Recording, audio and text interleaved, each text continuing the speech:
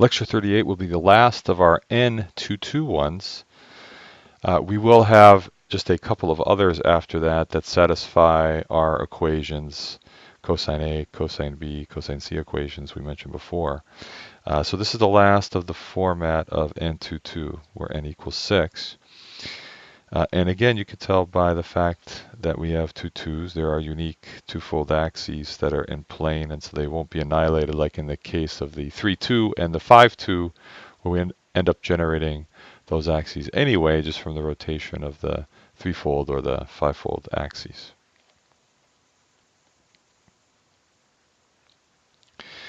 So again, this is the same for all the N22 because it came from we derived the N22. Meaning again, remember the axes for C is always going to be perpendicular to A and B by definition by those equations. And so we're all just trying to find out little c when we have fixed this guy and that guy, and then we define n for this, which in this case now n equals 6.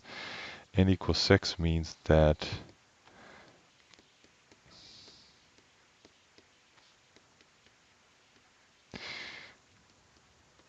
gamma is 60 degrees. So we put gamma in here, we end up with 30 degrees between the two twofold axes A and B. So again, you should be pretty familiar with that, having seen all the other lectures. And here's our same kind of construction, our little hexagon with something here that's a rectangle. Remember, not a square like I was talking about in the other lecture. The rotations here are 60 degrees. Oh, I forgot to substitute that.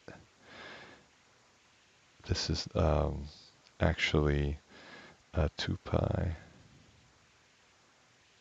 over n, of course, which is 6, which really means that that should have a subscript of pi over 3, not 2 pi over 3. So it's pi over 3, which is 60 degrees. So with that one correction, we have again here determined from that equation that we have 30 degrees here. It may not look like it here, but I guess I should have drawn this more like this guy comes down, this guy's coming out of the face, this one is kind of coming out of that edge there, but that's okay. You guys can see from the equation it should be 30 degrees.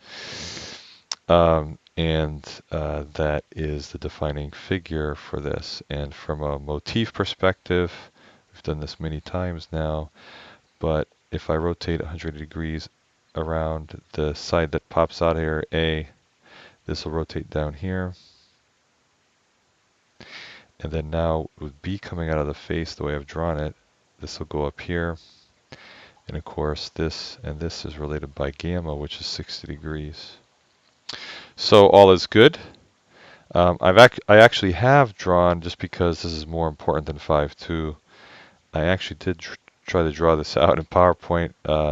This should all be very symmetric. It's these should all be evenly spaced between them, etc. I think you can see that, and that my imperfections in placement in PowerPoint resulted in that. But the important thing, there's two kinds of axes. Remember how I get A, and the A ones are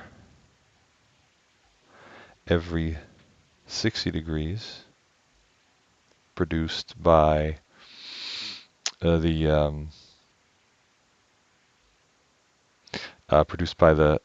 symmetry of the sixfold axes.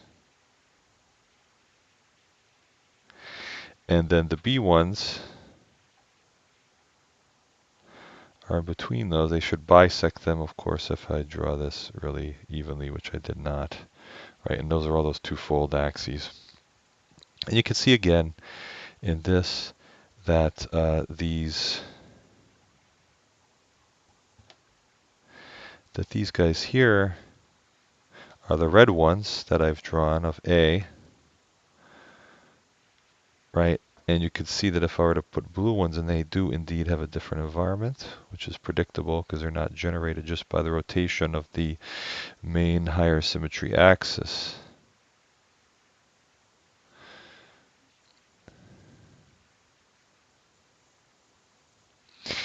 And so if you were to do that properly, you would see something like I have here, where you notice how this one, up one, spins around to the back here, and it is kind of localized as part of the sphere.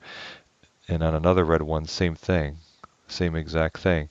But notice that this twofold axis here spins this one through here, a much larger distance. You can tell that the B axes are separate from the A ones.